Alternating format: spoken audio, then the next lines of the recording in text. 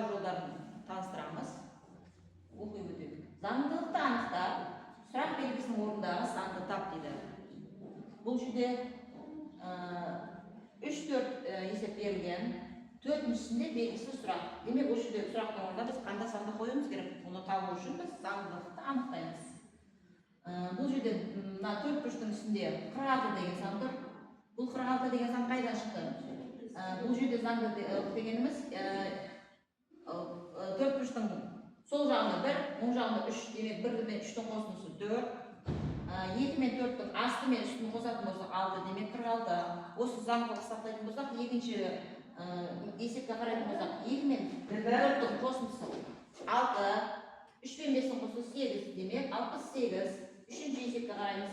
3 пен 4-тің қосындысы 7, 4 пен 1-тің қосындысы 5, демек 75. Енді осы заңдылықты сақтайтын болсақ, қалай, мына жерде қандай сан шығады балалар? Демек 4 пен 1-тің қосындысы 5, 3 пен 7-тің қосындысы 7, демек 57 деген сан.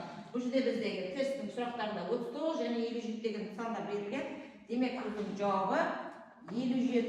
Заңдылықты анықтап, осы анықтай отырып, белгісіздің орнына біз 57 деген санды қояды екенбіз.